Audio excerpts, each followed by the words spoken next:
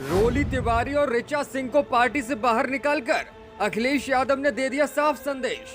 एक तीर से अखिलेश ने साधे दो निशाने। साफ हो गई तस्वीर, सपा को अब नहीं चाहिए ब्राह्मण वोट। पिछड़ों की सियासत ही करेगी समाजवादी पार्टी। स्वामी प्रसाद मौर्य के साथ खड़े हुए अखिलेश। पिछड़ों और मुस्लिमों के गठजोड़ से भाजपा को सत्ता से बाहर करेंगे अखिलेश। राजनीति में अक्सर किसी भी पार्टी या नेता का एक्शन बहुत महत्वपूर्ण होता है। भले ही आप बातें सबको साथ लेकर चलने की करते हो, लेकिन आपके फैसलों में ये झलक दिखनी चाहिए कि आप किस वर्ग के साथ सबसे आगे खड़े हैं। ये भारत की सियासत में अभी से नहीं, बहुत पहले से हो रहा है और भारतीय जनता पार्टी और पीएम मोदी ने इस तरीके का इस्तेमाल चुनावी मौसम में पहले भी खूब किया है। अब कुछ ऐसा ही रवैया समाजवादी पार्टी और अखिलेश यादव ने अख्तियार कर लिया है। इसी से भाजपा के लिए खतरे की घंटी भी बज गई है।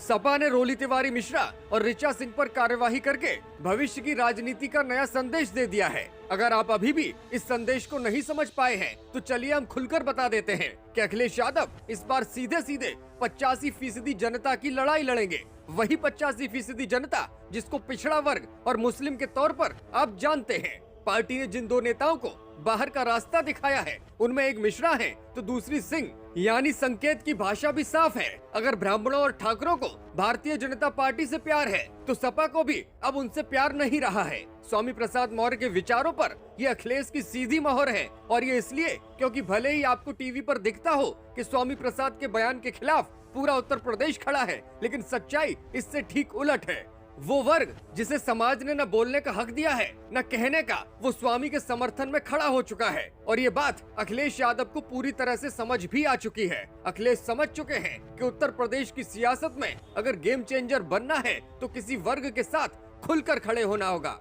रोली तिवारी मिश्रा और ऋचा सिंह, सपा की ये दोनों ही महिला नेता लगातार पार्टी में बड़ा कद रखने वाले स्वामी प्रसाद मौर्य पर हमलावर थी, और पार्टी भी इन नेताओं पर बोलने से फिलहाल बच रही थी। लेकिन इस कार्यवाही ने साफ कर दिया कि सपा की भविष्य की राजनीति की दिशा क्या होगी।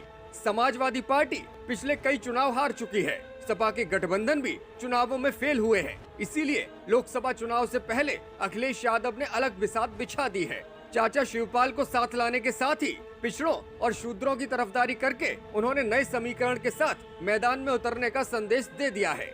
आमतौर पर अखिलेश यादव सभी जातियों को साथ लेकर चलने की बात करते हैं, लेकिन इस बार जब स्वामी प्रसाद मौर्य ने रामचरितमानस की चौपाइयों को लेकर टिप्पणी की, तो कुछ दिन तो वो शांत रहे, लेकिन फिर अचानक से जातीय जनगणना का मुद्दा उठाने की बात कहकर स्वामी प्रसाद के साथ खड़े हो गए।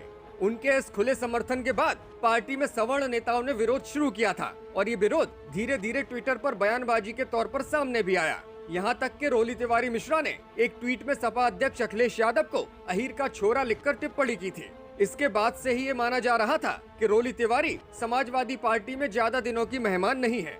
इसी तरह ऋचा सिंह भी सोशल मीडिया पर लगातार बगावती तेवर दिखा रही थी, और अब इन दोनों ही नेताओं पर अखिलेश यादव ने सीधा एक्शन लिया है। समाजवादी पार्टी के महासचिव स्वामी प्रसाद मौर्य के खिलाफ डॉक्टर रोली तिवारी मिश्रा ने एनएसए लगाए जाने तक की मांग कर दी थी, तो ऋचा सिंह ने स्वामी प्रसाद के पुराने वीडियो जारी किए थे।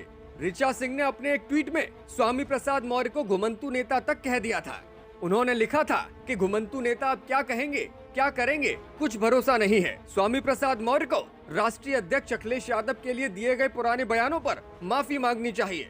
पार्टी से निष्कासन के बाद भी ऋचा सिंह और रोली तिवारी के तेवर ठंडे पड़ते नहीं दिख रहे। दोनों ही नेताओं ने निष्कासन के बाद समाजवादी पार्टी के खिलाफ अपना बयान सोशल मीडिया पर दर्ज कराया है। अब देखना ये होगा कि आखिर ये दो नेता किस ओर अपना रुख करते हैं, और क्या भारतीय जनता पार्टी को ज्वाइन करने की इनकी कोई योजना भी सामने आती है। ब्यूरो रिपोर्ट, मीडिया हलचल।